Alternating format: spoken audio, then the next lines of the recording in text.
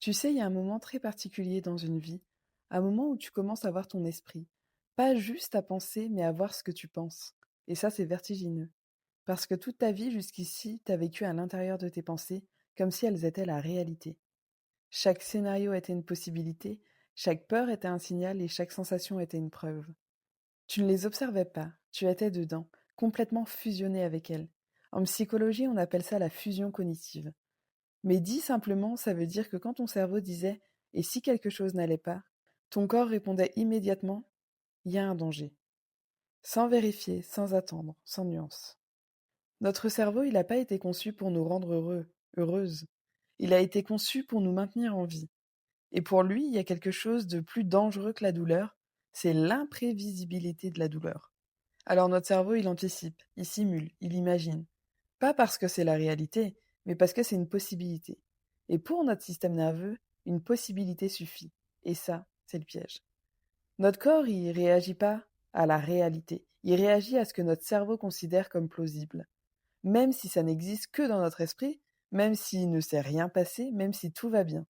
Et cette semaine, j'ai beaucoup observé mes pensées. Avoir des scénarios apparaître, des interruptions, des hypothèses. Et le plus étrange, c'est que je savais que c'était pas réel. Je le voyais. Je voyais que c'était mon cerveau qui essayait d'anticiper quelque chose. Mais mon corps, lui, il réagissait quand même. Je sentais mon cœur s'accélérer, mon système nerveux, il entrait en alerte, comme s'il essayait de me protéger d'un danger qui n'existait pas. Et c'est là que j'ai compris quelque chose de fondamental.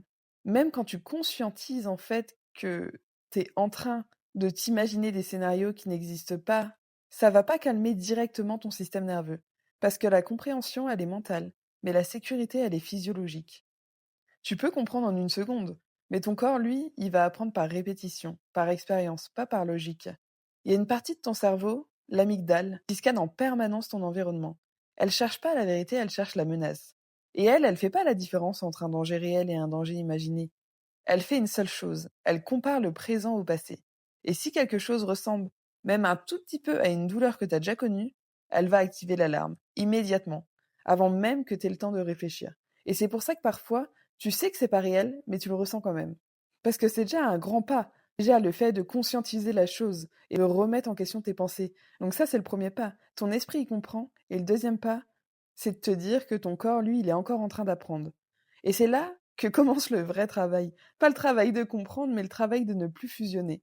De voir une pensée apparaître et de ne pas la suivre, de ne pas l'alimenter, de ne pas essayer de la résoudre, juste la voir comme un événement mental en fait, pas comme une vérité. Parce que les pensées, c'est pas des prédictions, c'est pas des réalités. Notre cerveau, il simule en permanence des futurs possibles. Et si notre corps, il va vivre ces scénarios comme s'ils étaient en fait en train de se produire. Chaque fois que tu vois une pensée, sans t'y identifier, sans agir dessus, sans chercher à la résoudre, t'envoies un nouveau signal à ton système nerveux. Tu lui apprends quelque chose de nouveau. Tu lui apprends que tout ce qui apparaît dans ton esprit, c'est pas un danger forcément. Et petit à petit, il commence à se détendre. Pas parce que ton esprit devient silencieux, mais parce que ton corps cesse de croire chaque histoire qu'il raconte. Et le vrai basculement, ça arrive vraiment le jour où tu comprends que t'es pas tes pensées. T'es vraiment celle qui les voit. Et ça change tout. Vraiment, ça change tout. Parce que les pensées, elles peuvent continuer à apparaître, mais elles ne te définissent plus. Elles ne te dirigent plus, elles passent comme des nuages et toi, tu restes. Stable, présente, intacte. De toute façon, le problème, ça n'a jamais été les pensées. Le problème, c'est l'identification à ces pensées. Le fait de croire que tout ce qui apparaît en toi est toi. Alors que non, ce ne sont que des mouvements de ton système nerveux, des échos du passé, des tentatives de protection.